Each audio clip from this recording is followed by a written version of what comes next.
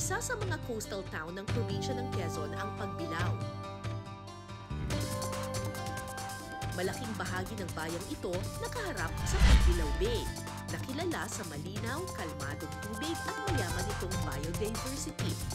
Dito po ako ngayon sa Pagbilao Grande Island. Siyempre, may tubig na naman at alam nyo na kapag may tubig, lulusong na naman po tayo. Opo, andito po tayo sa Pagbilao kung saan isa sa mga pangunahing ikinabubuhay ng mga taga rito ay ang pangingisda. Napakayaman po ng biodiversity, ng marine life dito sa Pagbilao. Kaya excited na po akong mag-seafood hunting. Kakain po tayo ng seafood ngayon, pero lulusong muna tayo. Samahan niyo na ako. Bukod sa iba't ibang klase ng isda, sagana rin sa iba't ibang klase ng shellfish ang katilang dagat. Isa na riyan ang sea urchin o tuyom. Okay, let's do this.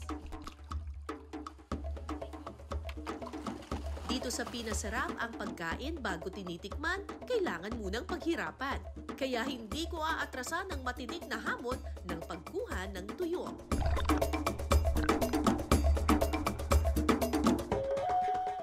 Nakakaisa naman. Nakakuha akong isa. Teka lang. Ang hirap. Parang maano na eh. Malabo na. Nasa 7 hanggang 8 feet ang bahagi ng dagat na aming sisisirit. At dahil high tide na, malakas na ang agos sa ilalim ng dagat. Mahirap ah.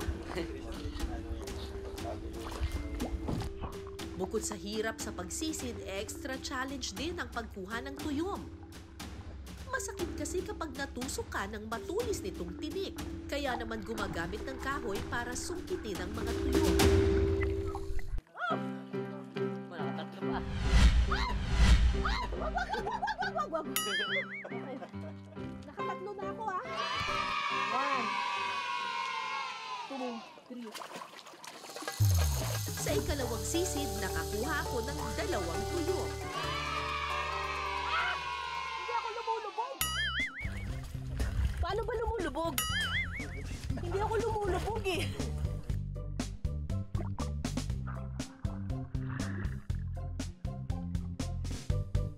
Lumulutang ako agad eh.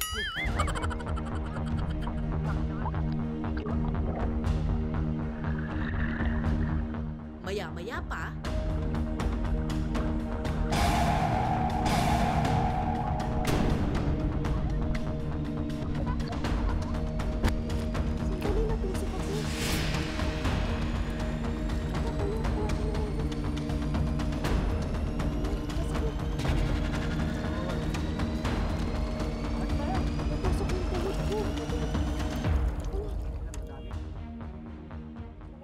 ginawa naman namin ang lahat ng pag-iingat pero minsan ang aksidente hindi maiiwasan. Paano aakyat? Ayun. Pwede ko bang ganunin? Ha? Ha? Natutunaw ba to? Mahapdi eh. Parang sa lubsob. Baka mapapalabas ko.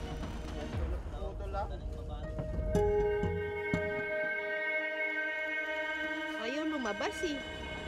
Ano ba to? Suka? Ganyan? Hihinga ba may? Ayoko ihiyan. Huwag niyo ko ihiyan. Kadiri. Grabe. Natutruma ako. Kadiri kayo. Ayon sa mga kasama kong mangingisda, kapag natusok ka ng tuyom, mainam daw na lagyan ito ng suka para matunaw ang tinik. Sulit naman ang pagsisid namin sa dami ng aming nakuhang tuyom.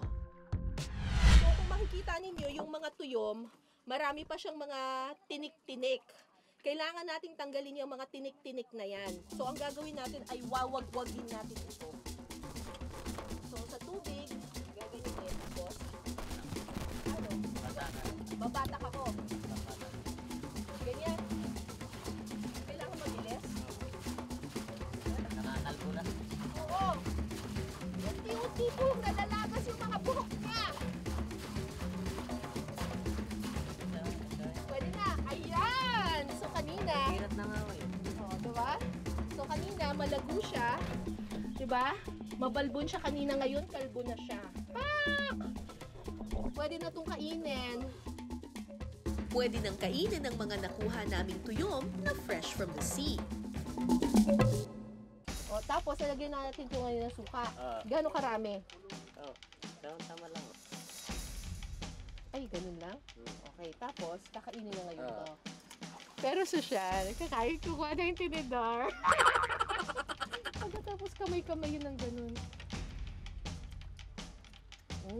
Lasang dagat ah. Sarap.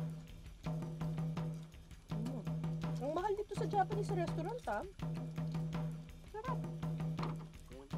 Ubusin mo na to. Mataas ba ito sa cholesterol? O, ito na po. Tingnan niyo po. Lalagyan niyo po ng suka. Yan. Ang tawag dito ay uni sa Japanese restaurant. Ang mahal nito ha. Pero dito, libre lang oh. Isipin mo lang ho.